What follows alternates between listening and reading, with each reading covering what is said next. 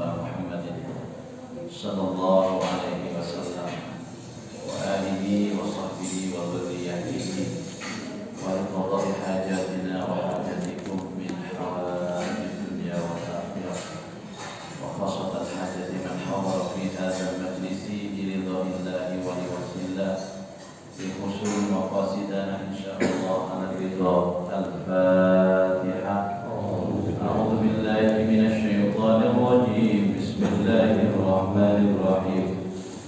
الحمد لله رب العالمين الرحمن الرحيم مالك يوم الدين إياك نعبد وإياك نستعين اهدنا الصراط المستقيم صراط الذين أنعمت عليهم غير المغضوب عليهم ولا الضالين آمين. Hari ini kita akan membahas tentang tema Sirah Nabawiyah pada peristiwa renovasi Ka'bah dan pengambilan keputusan. Ka'bah ini kita tahu semuanya adalah dibangun pertama kali fondasinya oleh Nabiullah Adam alaihissalam, kemudian ditinggikan oleh Nabiullah Ibrahim alaihissalam, kemudian dirawat oleh Nabi Muhammad sallallahu alaihi wasallam. Jadi Ka'bah ini adalah supremasi dari 3 nabi lintas generasi. Pondasinya di bawah Nabi Adam, yang bangun Nabi Ibrahim, yang merawat Nabi Muhammad sallallahu alaihi wasallam. Nabi Adam itu nabi pertama, Nabi Ibrahim nabi tengah, Nabi Muhammad nabi terakhir. 40 tahun setelah bangun Masjid Ka'bah, Nabi Adam diperintahkan untuk bangun satu lagi. Jadi dari surga itu bawa 2 batu. Kok tahu Pak Zaki apa menangi Nabi Adam boten apa cerita mengenai Quran dan hadis. Batu ini satu ditaruh di Mekah, yang satunya ditaruh di Masjidil Aqsa. Jaraknya berapa tahun? 40 tahun. Jadi 4 tahun setelah meletakkan fondasi Ka'bah, kemudian ke Palestina. Itu yang dilakukan Nabi Adam. Sehingga ayatnya berbunyi inna awwala baitin wudi'a lin-nasi lalladzi bi Bakkah mubarakan wa hudan lil alamin. Sesungguhnya rumah ibadah pertama yang diletakkan di muka bumi ini adalah Bakkah mubarakan. Apa Bakkah itu? Makkah yang diberkahi. Jadi seluruh bumi Mekah ini yang disebut dengan bumi Al-Haram itu barokah. Makanya saya sering menyampaikan kepada jamaah haji dan jamaah umroh, sebenarnya yang mahal orang bisa hadir di Mekah dan memandang Ka'bah ini bukan uangnya, tapi takdir Allah ya. Dia punya daya tarik yang tersendiri, sehingga orang setiap memandangnya pasti akan ingin kembali untuk memandangnya.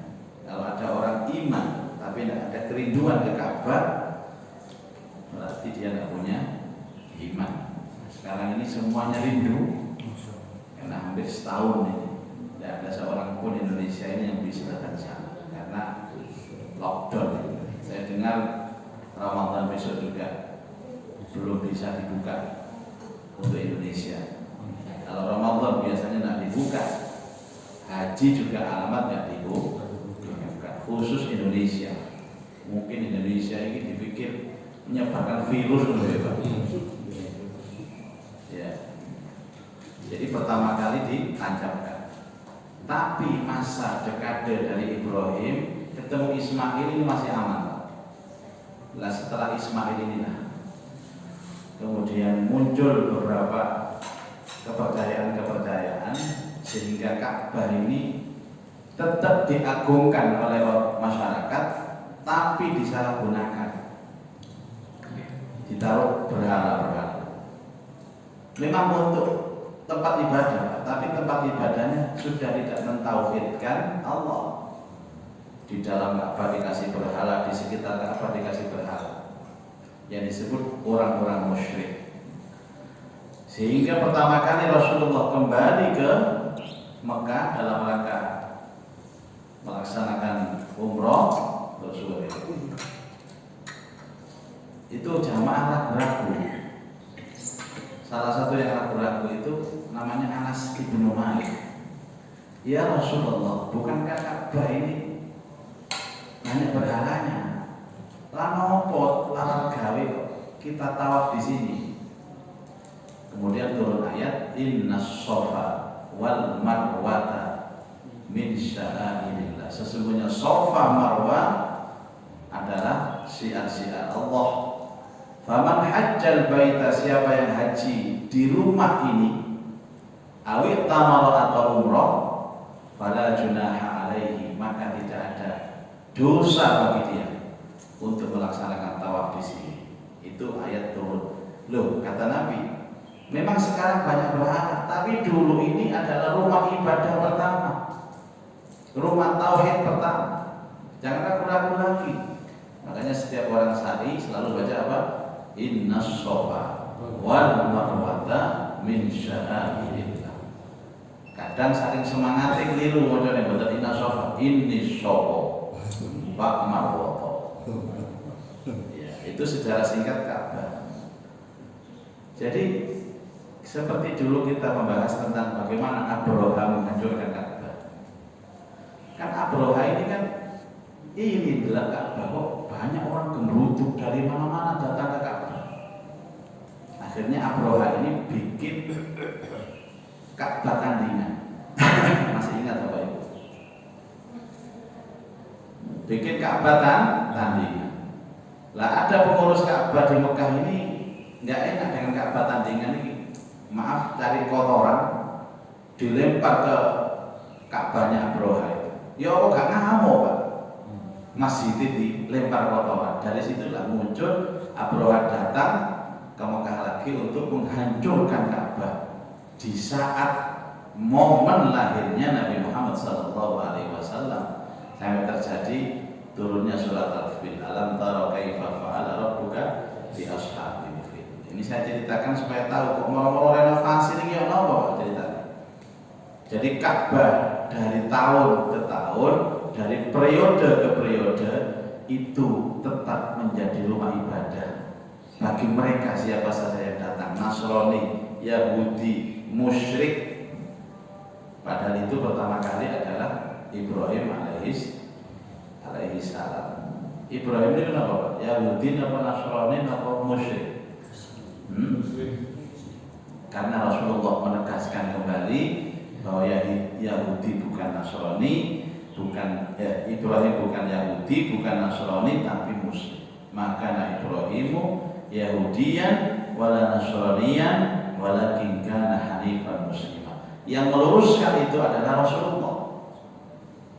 Ibrahim duduk Yahudi, duduk Nasrani, tapi dia adalah beragama Islam yang lurus. Makanya Bapak Ibu, kalau menjenengan punya orang tua yang diisukan berbuat kejahatan, misalnya waktu aku sesat, aku ngomongin dari wong gandul misalnya, maka yang meluruskan itu sampean jenengan. Maka generasi muda itu meluruskan yang bengkok dari yang dulu. Kayak kula ngeten iki Pak nggih, kula niki misalnya mati ngoten nggih, tapi sesuai mati malah tidak sampean Pak. Seandainya ada kata-kata miring tentang saya, maka tugas panjenengan sebagai generasi penerus itu untuk meluruskan. Tugas anak-anak saya. Lah anak-anak itu namanya silsilah. Silsilah ada dua Bapak. Silsilah nasab, yang dua silsilah ilmu. Nasab itu anak turun, ilmu itu murid. Jadi yang meluruskan itu. Seperti begini, anak Mbak Ali ini wali Allah. Mbak Ali ini tidak akan mungkin mulia. Ini anak turun ini gak ada kholi. Ini kenapa Pak? Anak turunnya ini yang membuat Mbak Ali ini mulia di dalam masyarakat. Kalau mulia di hadapan Allah pasti Pak. Coba misalnya sememi kan gawe sejarah pengajian dalam rangka haul, nggak ada yang kenal Mbak Ali, sudah susut Bapak Ibu. Maka diadakan haul, di sana pengajian diceritakan sopo sih Mbak Ali sopo dicerita, sehingga sampai sekarang hidup orang mengenal, nggak mengenal tapi ngerti. Coba kalau nggak ada yang memperingati, habis sudah. Kalau sudah habis punah, berarti kita kehilangan pegangan Bapak Ibu, kehilangan panutan. Jadi haul itu salah satu tujuannya adalah bagaimana menceritakan tentang beliau sebagai sosok orang-orang soleh, sebagai wali Allah kepada generasi yang boten menang ini. Akhirnya ngerti Bapak Ibu. Baik. Tadi apa nama istilahnya? Supremasi keagungan rumah Allah di muka bumi. Semua mengakui Bapak Ibu. Ka'bah. Dan ini menunjukkan tanda-tanda hari akhir. Kalau tidak ada yang tawaf di Ka'bah ya sudah kiamat Bapak Ibu. Untungnya masih ada yang tawaf. Walaupun keadaan seperti kemarin lockdown itu, saya lihat tetap ada yang tawaf. Jadi tidak ada satu detik pun Ka'bah itu ditinggalkan manusia kecuali ada yang tawaf. Sebab apa? Kalau tidak ada yang tawaf, ya wis alamat. Karena punjere bumi itu ada di situ. Ini sudah diteliti oleh beberapa pakar bahwa punjernya bumi itu di situ, pusarannya di situ. Orang itu kalau muter begini Bapak Ibu, jadi muternya Ka'bah itu lah bukan searah jarum jam, dia waliannya jarum jam. Ini jarum jam kan mainnya tadi, tak ini buatan beriki. Dan kalau panjenengan itu nyuting dari atas Pak, pusaran itu Pak, biasanya pusaran itu kalau ada angin begitu, semakin cepat dia akan naik ke atas, dan pusarannya itulah yang disebut dengan arash. Maka disebut bahwa Ka'bah ini tempat tawafnya penduduk dunia. Kalau arash tempat pusatnya penduduk akhirat. Siapa penduduk akhirat itu? Para malaikat. Di saat yang sama, para malaikat juga melaksanakan tawaf di arash ini. Makanya luar biasa. Memandang Ka'bah itu akan bisa meningkatkan iman. Hanya memandang Ka'bah. Makanya setiap orang datang ke sana, kemudian melihat Ka'bah, langsung berdoa, Allahumma syrif hadzal baita ta'ziman wa takriman wa mahabatan wa zid man syarrafahu wa karramahu mimman hajjahu aw tamarahu tashrifan wa takriman wa ta'ziman wa birra. Ya Allah, muliakanlah Ka'bah ini, ya, dengan segenap kemuliaan, dan tambahkan kemuliaan bagi orang yang memandangnya dan memuliakannya, ya, mengagungkannya dengan segala keagungan. Itu doanya Pak. Sing tahu umroh seiring nopo boten? Arek lali sampean, enggak tahu umroh. Kadang-kadang Ustaz itu yo di rumah tolak. Kalau biasanya jelas ini tak bawa macam-macam. Kalau kata ini Pak, ada nama jamaah duduk teko. Putih apa ya? Lo ya Allah, jadi cerita saja. Putih apa ya dari mana? Ini kita apa ya? Ini tidak dibaik apa ya? So ini terbiar.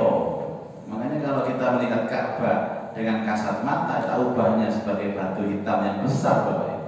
Tidak ada apa-apa. Tapi Ka'bah itu hanya bisa terasa ketika dilihat dengan kacamata iman. Kacamata iman. Makanya orang itu kalau mau melihat Ka'bah Bapak Ibu, harus doa dulu, ya Allah, jadikan hatiku tambah iman saat memandang Ka'bah. Penglihannya dulu Ka'bah itu nangis ada situ iki teko. Ya. Kita iki kita nang lagi sakit buat ternyata apa biasa-biasa mawon. Nek ngeten nggih teng sekolah itu ya, lha ngono to. miniatur Ka'bah Pak itu. Tengene Probolinggo niku sing ngaten nggih. Teng pinggir dalan niku ngaten niku namanya Ka'bah gede. Pada usia Rasulullah Shallallahu Alaihi Wasallam yang ke-35 tahun. Jadi 25 tahun menikah dengan Ibunda Khadijah. 35 tahun ini terjadi peristiwa renovasi Ka'bah. Berarti berapa Pak? Usia 35 ini apa? Momen apa? 5 tahun sebelum diangkat menjadi Nabi. Karena Nabi diangkat usia berapa? 40. Jadi kalau 35 tahun itu istilahnya 5 tahun sebelum nubuwah. Nubuwah itu diangkat menjadi Nabi.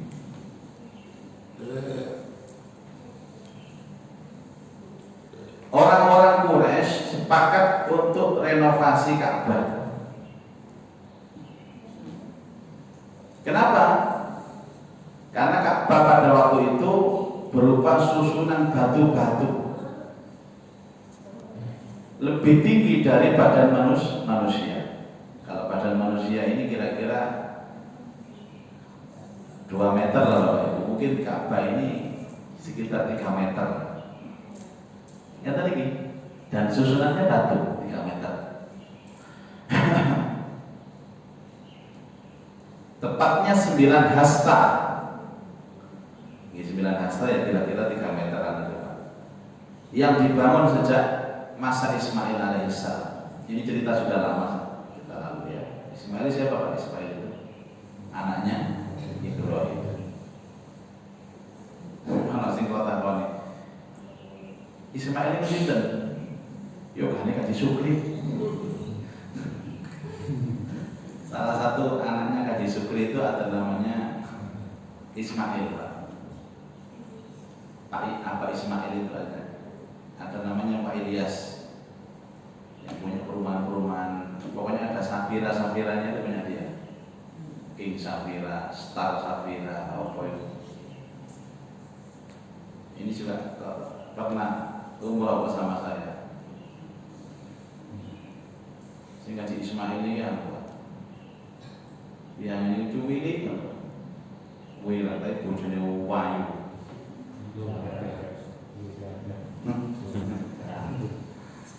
Kalau ceritanya tadi jangan ngaji buatan CE iman atau TKKP wong ganteng itu bojo aja buatan kafe. Nggih. Kadang nggak sekolah ganteng bojone wae darano mangkele wong. Mati batu setunggal, 3. Kalau nanti ditakoni kasih Ismail. Satu zaki winten bojone. Setunggal, Pak. Malah ratus ta kan iki.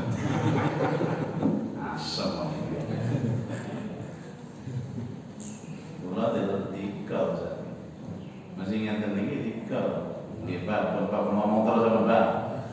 Dari emosi mau namanya.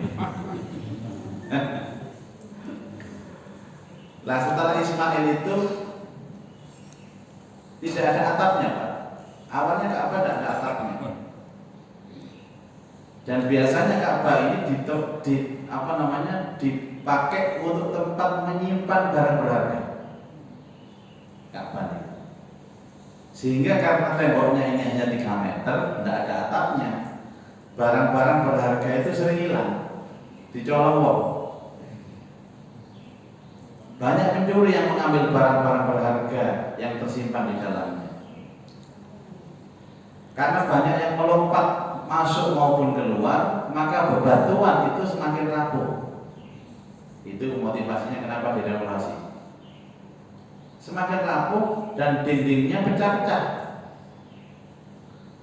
Itu terjadi kapan? 5 tahun sebelum kenabian. Jadi 5 tahun sebelum nubuwah. Kalau nanti usia Rasulullah 45 namanya 5 tahun sesudah nubuwah. Makanya ada istilah Rasulullah SAW itu berhijrah pindah dari Mekah ke Madinah usia 53 tahun. Kalau 53 tahun itu apa istilahnya Bapak Ibu? 13 tahun ba'dan nubuwah. Jadi Rasulullah hijrah itu 13 tahun setelah nubuwah.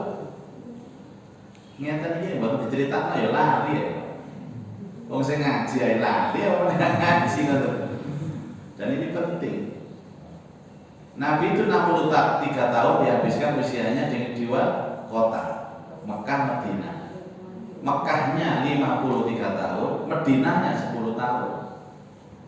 Diangkat menjadi Nabi Rasul itu 40 tahun. Berarti waktu pindah ke Madinah, usia Rasulullah itu 53 tahun. Kalau 53 tahun itu istilahnya 13 tahun ba'dan nubuwah. Kira-kira jelasakan mana yang sih sakit tak gitu Pak. Kadang-kadang ada orang itu hafal tapi jelasnya orang sakit. Kok butuhnya takon Mbah. Nabi niku terus yang Mbah niki ngaji tentang Baiti Jannati, ngaji tentang sirah. Nabi hijrah niku umur piro Pak? Wah ya iku nah. Pas Mbah niku kurang ora keterangan pas ngombe kopi ya. Nak nyeruput kopi, mbak lali, waduh, lain nih Bapak.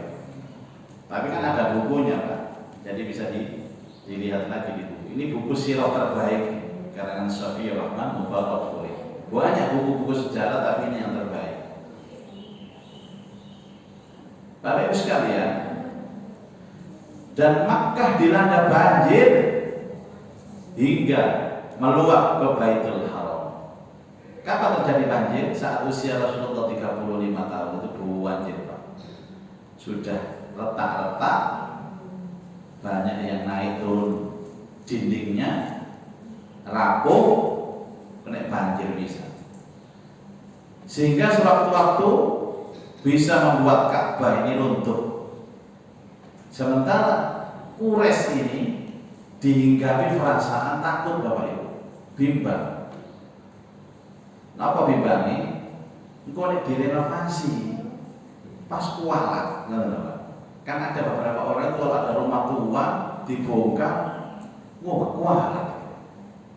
Jadi mereka ragu-ragu, gak direnovasi itu, apa roboh, direnovasi, wadi, kemudian apa-apa. Karena mereka meyakini bahwa Ka'bah itu memang bangunan keramat, Bapak. Bangunan keramat. Itu kan beberapa kali terjadi kasus masjid yang sudah lama, masjid tua Bapak. Itu tapi sudah rapuh, ya.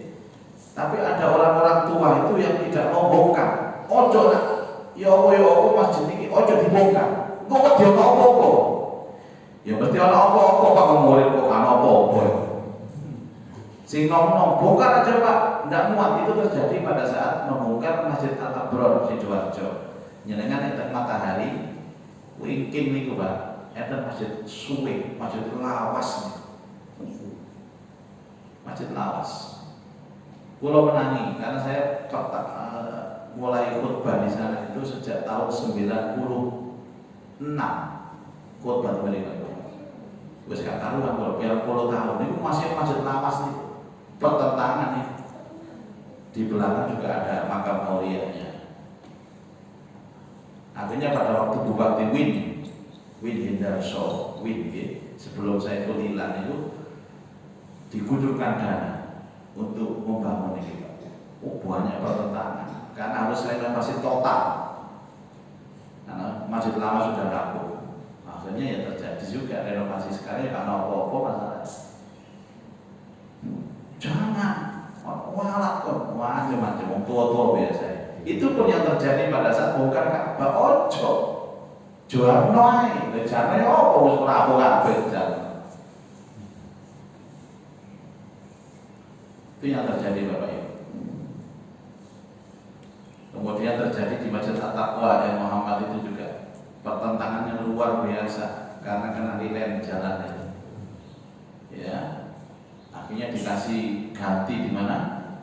Di dalam Prada Kali Kendal itu ada tanah, tapi tidak mau. Akhirnya minta tanah yang di pinggir jalan. Ya jelas Pak itu. Dan waktu itu tahun berapa? 1 meternya 25 juta.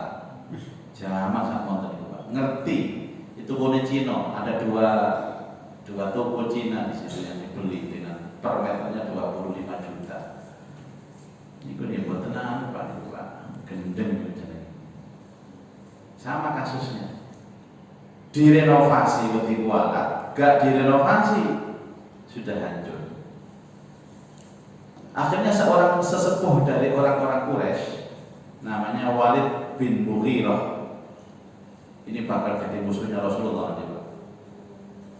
Itu mengawali untuk membongkar Ka'bah, akhirnya diikuti oleh beberapa orang, terus dihancurkan misalnya. Ternyata setelah dihancurkan karena apa-apa, jadi terus no. Nah, Bapak Ibu sekalian, setelah dibangun dari sudut-sudut Ka'bah ini, mengkhususkan setiap kabilah dari bagian sendiri-sendiri. Kan ini Arab ini kata kabilah. Dalam mereka kata suku-suku. Ya, Indonesia ini kan kata suku-suku di Jawa, Madura, Batak, Bugis, Sunda dan lain sebagainya. Kalau dulu di Sememi ini kan mayoritas Jawa Pak, tapi setelah ada perumahan ini, maka Sememi ini menjadi Bhinneka Tunggal Ika, menjadi desa yang di dalamnya hidup masyarakat nasional dari mana saja. Dari suku ini ada, tetangga-tetangga saya ada Batak, ada yang Madura ini Kedua ini kan Diono, Kedua kan Diono. Mau namanya Arab nang Amerika itu Diono kan. Dan Cina terus nggih, Korea dan Madura. Kapan kalau teng Australia, enten Madura. Jerman, enten Madura itu. Masyaallah, Madura kan di Diono kabeh. Makanya rencana bikin negara sendiri. Nek nyanyi nih dulu, nek nyanyi Indonesia Raya itu mesti gak belum, mesti nyanyi Madura bisa. Saya Indonesia merdeka, Madura juga.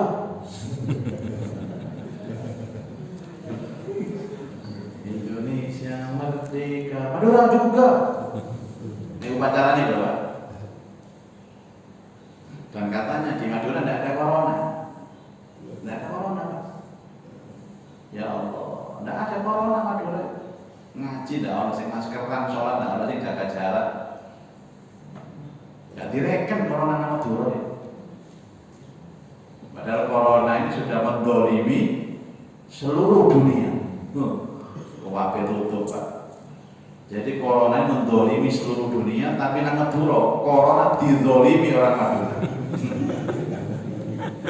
Dari Habib Jamal ngomong dari corona itu mendolimi seluruh dunia, tapi didolimi orang Madura. Nah direken orang Madura. Apalagi di Arab Bapak Ibu. Kemarin yang haji tahun kemarin itu ya ekspatriat itu justru Madura yang bisa haji. Ada orang 12 istimewa Pak. Liyane ndak sing haji, dhek haji dewi.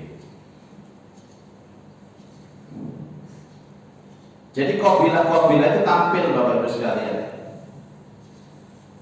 Kemudian ada perselisihan pada saat memindahkan Hajar Aswad. Jadi Hajar Aswad ini sudah dari dulu Bapak Ibu sekalian. Ada yang bawa siapa? Nabi Adam alaihissalam. Jadi di antara bangunan Ka'bah yang diagungkan itu ada satu lagi yang lebih keramat lagi. Disebut dengan Al-Hajarul Aswad. Artinya hajar itu batu, aswad ireng, watu ireng. Dan itu kata Rasulullah SAW disebut batu surga. Al-Hajarul Jannah. Jadi ada 3 benda surga yang sudah Allah turunkan duluan Pak, di sana. Buat tentang semua ini mereka. 1 Al-Hajarul Aswad, 2 Al-Jabalul Uhud, Gunung Uhud. 3 itu Raudhah. Maka orang itu kalau sudah pernah menyentuh 3 benda ini, atau paling tidak sudah pernah melihat 3 benda ini, itu berarti dia telah pernah melihat benda surga asli. Dalam hadis Nabi Shallallahu Alaihi Wasallam ada istilah itu 3 Bapak Ibu. Nanti kalau umroh haji itu 3. Pertama, kalau kamu mampu menciumnya, cium, diambung. Karena penuh, mungkin sesek-sesek, nggak mampu nyium, usap. Ternyata nggak mampu mengusap, cukup istilah. Uluk salam dengan mengangkat tangan, melambaikan tangan, telapak tangannya itu diluruskan dengan hajar aswad. Setelah itu baru telapaknya ini dicium sendiri. Bismillahirrahmanirrahim. Itu seperti mencium hajar aswad. Adapun ada kiai atau bunyai yang pengajian itu jamaahnya ibu-ibu ngomong, ternyata nggak ada hadisnya, tapi ya tak pokok yang motivasi. Ibu-ibu ngambung tangan ibu jone niku padha ape ngamuk hajar aswad. Wah, akhirnya mari pengajian itu mulai kabeh golek ibu jone. Pas bojone geraji kayu nanggone burine omah. Lah ana disuwau diamune. Bismillahirrahmanirrahim. Allahu Akbar. Sing lanang bingung apa sih kok niku Bu? Tanganku sing akeh kayu niku. Jarene yai ngambung tangan sampean kok Pak. Padha karo ngambung hajar aswad. Padahal tangannya muni gak kowe sing lanang iki. Jare sing ketok yo mikir lho tangane tok lho koyo hajar aswad. Dan yo gegeri. Dadi kelambine sakane dicewoplok diambu gegeri. Wah gegeri yo ilang Pak koyo hajar aswad to itu. Jare sing wedo kan akeh manune Pak ada sing kena. Masa hajar aswad itu dalam konten koyo ngene. Niku mboten hadis Bapak Ibu. Nek ana kiai kok konten mboten hadis. Dolar itu hadis sih kan. Tapi tidak apa-apa, sekedar motivasi. Ono wong lanang wedok babar belas gak tau ngabung tangan sing lanang. Baru dikai dalil sampe kiai ini kaya ngoten, akhirnya kurun ngabung. Akhirnya sing lanang ngono ta Bu ya. Katanya nyebut gawe. Iya lho, acara salat. Ya. Acara salat. Bapak Ibu, Masya Allah. Satu acara. Yang kedua Gunung Uhud Pak. Makanya kalau enten umroh itu nyata Pak, Bu, sing tuwek-tuwek Pak Usati moyo-moyo ngambung hajar aswad. Sebab ada alternatif. Apa alternatifnya? Gak iso ngambung di musab. Gak iso musab salam dari jauh. Mungkin sama maksa itu ngambung akan banyak bahaya atau mudarat. Atau biasanya ikut orang Bapak Ibu. Ngambung itu sunnah, ikut dosa. Tapi si tekor situ dosanya. Sunnah itu satu kebaikan. Kalau ngikut itu dua keburukan. Kalau seneng nih kali dia nggak berkali dengan. Kalau pernah data ini. Daerah kalau kemarin ini saya ngaji nggak cuma lah. Saya lanjutkan sebentar Bapak Ibu. Yang kedua apa tadi? Uhud. Ada hadis mengatakan Al-Uhud Jabalun min Jibalil Jannah. Masya Allah. Gunung Uhud itu gunung surga. Man ra'ahu fid dunya ra'ahu fil jannah. Siapa yang memandangnya di dunia, nanti dia memandangnya di surga. Uhud. Masya Allah. Sama nanti tengok Uhud gitu. Ini buat nanti sementara ningali gambar ini Bapak. Gunungnya itu merah. 15 kilo dari Masjid Nabawi. Yang ketiga Raudhah. Putih Raudhah itu. Dan jerone Masjid Nabawi. Antara rumah dan mimbar Nabi ada Raudhah min Riyadhil Jannah. Makanya Pak umroh itu larang gara-gara karena 3 benda surga itu yang harus kita kita datangi ke sana. Minimal dengan sampun swarga, ya, Hajar Aswad, Uhud, dan taman surga. Lah, Bapak Ibu sekalian, sampai 4 hari 5 hari yang renovasi Ka'bah itu bingung mikirno sopo sing pindah itu. Kan itu barang yang paling keramat. Siapa yang bisa memindahkan atau diberi amanah untuk memindahkan apa? Hajar Aswad. Bahkan perselisihan itu Bapak Ibu sekalian memancing pertengkaran dan perkelahian, meh perang. Kok ada berkali sama ini Pak?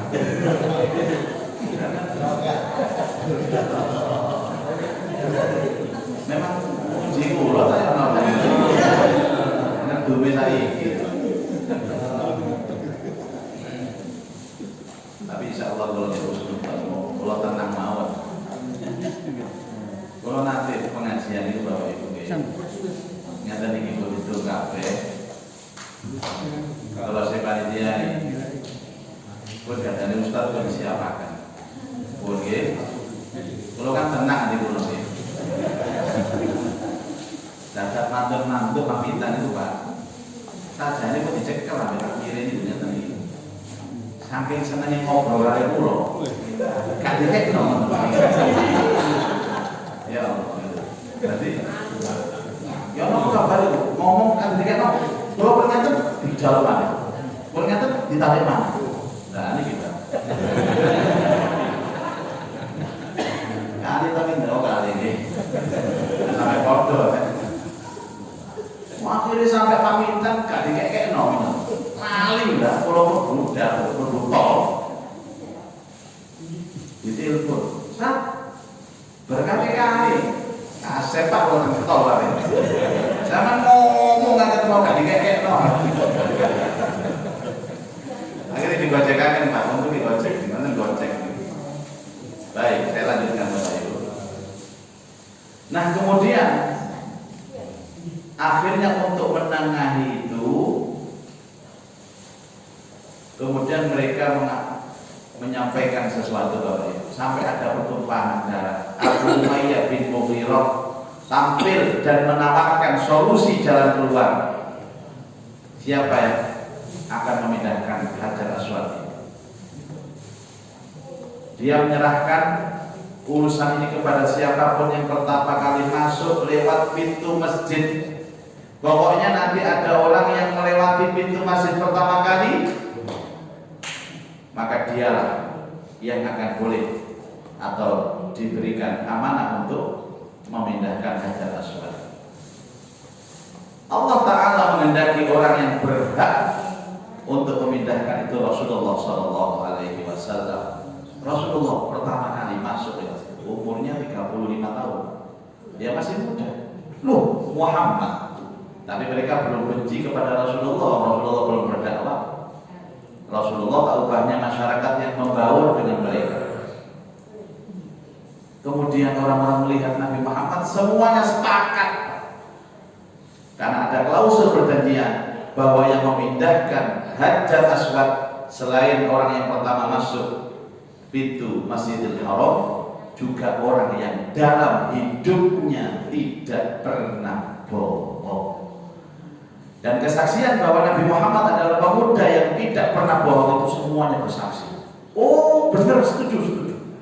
Seluruh kabilah-kabilah yang berselisih itu kemudian sepakat bahwa yang memindahkan Hajar Aswad ini adalah Rasulullah. Satu, orang yang pertama kali masuk pintu Masjidil Haram. Yang kedua, orang yang tidak pernah bohong. Masya Allah Bapak Ibu, saya itu malu dengan Rasulullah ya gara-gara sifatnya ini. Sebenarnya kalau panjenengan paling nyunah, apa paling nyunah ya? Kan ada orang, aku yang paling sunnah, usah ditabrus. Kau tahu wujud tak?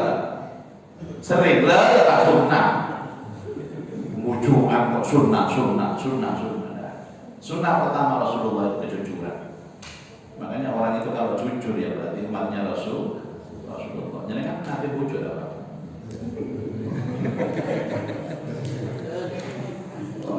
pertanyaan ini bingung jawab umum kan. Kulo niki nggih mboten nate bojo, cuma darurat mau bojo. Darurat. Padahal bendina ya darurat terus. Darurat lagi, darurat. Wah, ora mboten bojo iki, Pak. Malah bojo atau cerewet itu jelas bojo, jelas. Jelas guys. Gak bojo jelas terus lah. Dia jadi nih bapak kula ngomong, nak kau nih urip kepingin bojoan, rabi yo loro rabi yo telu. Nih kepingin dirasani tonggo, sering-sering duwe gawe, sering-sering duwe gawe. Ini bener bapak ibu. Sampe nek sering duwe gawe, dirasani tonggo sampean. Sik wae kepingin mantu, iki mantu mana? Bu mana bu? Tak boleh sampai ngomong apa mandi masakane kok kalau duduri ya dirasani kok ono duduri dirasani kok wah cetai rawon tapi ini koyo cuy wah dirasani tambah duwe gawe tambah dirasani tong masa api-api sampe duwe gawe Pak tetep dirasani tong lan sampeyan kepengin bujukan jangan mesti bujuk. Kalau di katanya kiai-kiai sing senior-senior ini mesti bojo Pak. Kan pengajiannya tadi kita berkati setunggal tak padanya tadi. Bila bojone lurus itu Tapi biasanya mbok enom tadi. Akhirnya mampir nang pasar buah. Nggih ngeracik buah dhewe di barang berkati kok pengajian padahal kudu dhewe iki. Baik pengalaman tadi kalau udah lagi. Pengalaman dikandani wong. Pengalaman dikandani akhirnya dipilih Rasulullah untuk memindahkan Al-Hajarul Aswad dan Nabi itu bijaksana Bapak Ibu. Caranya bagaimana? Setelah mereka semuanya berkumpul di sekitar Rasulullah dan mengabarkan apa yang harus beliau lakukan, maka beliau meminta sehelai selendang lalu meletakkan Hajar Aswad tepat di tengah-tengah selendang. Lalu meminta pemuka-pemuka kabilah Arab itu, kabilah Mekah itu saling berselisih untuk memegang ujung-ujung selendang. Lalu memerintahkan mereka secara bersama-sama mengangkat Hajar Aswad dan beliau mengambil Hajar Aswad dan meletakkan di tempat semula. Ini merupakan cara pemecahan yang sangat cerdas dan jitu yang disukai orang banyak. Nabi itu ngono iso solusi ya. Ayo kabeh selendang, kamu ujung sana kabilah ini, kamu sebelah sini. Jadi semuanya itu merasa diorangkan oleh Rasulullah SAW. Dari peristiwa itulah yang berselisih di kabilah-kabilah Mekah itu akhirnya mereka bersatu. Orang Quraisy kehabisan dana dari penghasilan yang terbaik. Maka mereka menyisakan di bagian utara kira-kira 6 hasta yang kemudian disebut dengan Al-Hijr Al-Hatib. Apa Hijr Ismail atau Hatib. Rasulullah dalam hadis yang sahih itu pernah menyampaikan bahwa Hijr Ismail itu dibagi 2. Hijr Ismail itu kalau enten bunderan enten nggih ada Ka'bah. Separuh yang mendekati Ka'bah itu adalah Ka'bah, tapi separuh yang setelahnya itu bukan Ka'bah. Makanya orang tawaf itu dilarang di tengah-tengahnya sholat di dalam Hijr Ismail. Sebenarnya tawaf itu syaratnya harus memutari Ka'bah, tidak boleh masuk Ka'bah. Kalau dia sholat tengah-tengah itu masuk Hijr Ismail sholat, maka batal tawafnya. Caranya ditutukakan sampai itu. Setelah itu sholat di Maqam Ibrahim, baru masuk Hijr Ismail. Rebutan kan itu. Dukur yang talang emas, namanya mizab ya. Tapi talang emas ini termasuk baru pada zaman Nabi. Sekarang ini. Cuman itu adalah punjernya Bapak. Punjernya Ka'bah itu ada di situ. Bergeser ada di 3 pojok namanya rukun Iraqi, ada rukun Syami, ada rukun Yamani, ada rukun al-hajarul aswad. Jadi ngeten iki Bapak Ibu. Monggo hajar aswad iki sing ngeten iki. Niki rukun hajar aswad. Setelah ini pintu Ka'bah. Nah ini kita main multazam. Geser rukun hiraki. Lurus berikut Irak. Niki rukun Syami, Sam. Niki rukun Yamani. Niki rukun hajar aswad. Jadi pojok-pojok itu menentukan arah di mana itu adalah negara-negara yang bersejarah. Irak, Syam, Yaman. Sing boten enten didala itu pun Indonesia ini. Indonesia itu boten enten nang rukun iki. Dan mereka membangun Ka'bah itu dengan urunan, Pak.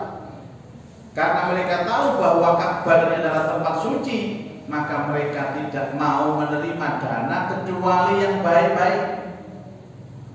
Enten Bapak Ibu, maaf ya, wanita pelacur datang, sugih. Wanita pelacur itu kan, pelacur paling top nak Mekah, wayu, artis, sugih. Apa nyumbang? Nyumbang. Saya nyumbang. Loh, duit itu kan dia, duit itu kan dodolan itu ya. Tidak boleh. Ini tempat suci lah itu. Sampai nerima uang seperti itu lah. Atau uang dari riba, tidak mau memberikan riba. Atau uang dari ngambil hak orang lain, menipu orang lain, tidak mau menerima. Jadi dari dulu memang ada filosofi kalau tempat suci itu memang suci dari segala-galanya, termasuk sumbangan-sumbangan yang tidak jelas. Dan masjid pun jadi waktu bangun masjid, enten sing nyumbang. Napa niki Bapak Ibu? Keramik, tapi bukan keramiknya tadi ki, wapi keramik. Ini ki tapi kurang apik maneh, maksud kula. Napa granit napa istilahnya marmer. Seneng Pak disumbang, nilainya itu 500 juta. Marmer Pak 500 juta. Sumbangan itu. Akhirnya dalam perjalanan sing nyumbang cekel KPK. Ternyata ditelisik, yang 500 juta itu ternyata bagian dari uang korupsi. Para sesepuh itu bingung. Apa ini? Masa awak dhewe terus telepon kula. Saya mau memiliki menyelesaikan masalah rapat. Sebelumnya saya itu ditelepon teman yang dari Kalimantan, Pak. Teman saya ini bilang, Ustaz kalau ada masjid butuh, saya insya Allah nyumbang lah. Apa? Dana berapa? Oh iya Pak, saya pending dulu. Pas rapat ngomong, gimana hukumnya Pak Ustaz? Ini marmer disumbang sama koruptor. Dan koruptornya sudah kecowel-welo, jelas sudah. Harta ini sudah. Langsung saya putuskan, bongkar. Kaget. 500 juta bongkar. Kalau ngomong bongkar nih Pak, karena sudah ada penggantinya, donaturnya. Nah bongkar terus apa sih katanya? Makanya pendapat itu udah anggar ngomong jeplak kamu itu. Saya sudah punya alternatif. Kan saya baru telepon teman di sana Kalimantan sana ada pengusaha batubara siap bantu, langsung bongkar. Wah kaget. Loh nanti sih nggak ada di sini. Kulo, maksudnya kulo sing teleponaken. Ya, bongkar 500 juta. Tapi dananya setelah dibuka datang lagi. Itu kalau bekerja nanti nggak terlalu kan? Ya. Dari keringat, dari uang 1.000, 2.000, 3.000 itu lebih barokah. Namanya dalam Quran itu Masjid Quba. Masjid yang dibangun dengan landasan takwa. La masjidun ussisa ala taqwa. Karena dulu ada masjid tandingan namanya Masjid Doror atau Masjid Diror untuk menyaingi Rasulullah Masjid Quba. Hati-hati ya, bangun masjid itu pesaing-pesaingnya. Walladzina takhadhu masjidan diraran wa kufran. Dulu ketika Rasulullah bangun Masjid Quba, ada masjid yang dibangun orang munafik namanya Masjid Diror. Untuk memecah belah kaum muslimin wa tafriqan bainal mukminin. Salah satu sekarang itu yang sudah pasti Masjid Diror, Masjid Citraland. Walaupun saya pernah ngimami di sana lama, tapi itu saya anggap Masjid Diror. Karena masjid yang dibangun bukan urunannya kaum muslimin, tapi hadiah dari seorang non muslim namanya Pak Ciputra. Makanya pertama kali kali saya sujud di situ, saya mohon ampun kepada Allah, ya Allah, niat saya cuma ingin menghidupkan Islam di perumahan Citraland ini. Selebihnya saya serahkan kepada engkau, karena saya tahu yang bangun ini bukan kaum muslimin. Makanya kalau membangun masjid, sebaiknya kita itu urunan sendiri, Bapak. Itu masjid barokah, tidak nyari dana ke sana kemari, sana subhat semua. Ya harus diketati begitu, Bapak Ibu. Benar, nama pemerintah itu sumbangannya akeh, tapi pemerintah sendiri juga dananya subhat. Tidak jelas dari mana dananya. Nah, sampai akhirnya terjadi renovasi Ka'bah. Bapak Ibu, apa sebenarnya yang terjadi? Orang-orang musyrik, orang-orang Makkah ditampakkan betapa Nabi Muhammad SAW atas peristiwa renovasi Ka'bah ini sudah tampil menjadi seorang pemimpin yang terpercaya. Itu sudah ada hawanya. Jadi tidak mungkin Allah menceritakan tentang sejarah Rasulullah termasuk renovasi Ka'bah. Apa hubungannya renovasi Ka'bah? Allah sedikit demi sedikit menampakkan bagaimana Nabi itu memang seorang pemimpin dunia. Begitu Bapak. Terima kasih, semoga menjadi keterangan yang manfaat. Al-Fatihah.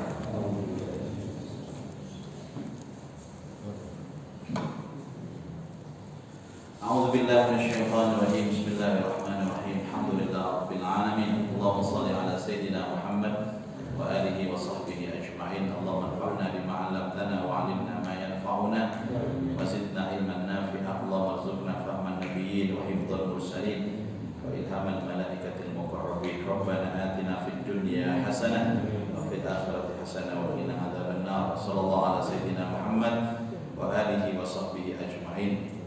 Walhamdulillah rabbil alamin. Subhanakallahumma wa bihamdika asyhadu an la ilaha illa anta astaghfiruka wa atubu ilaik. Assalamualaikum warahmatullahi wabarakatuh.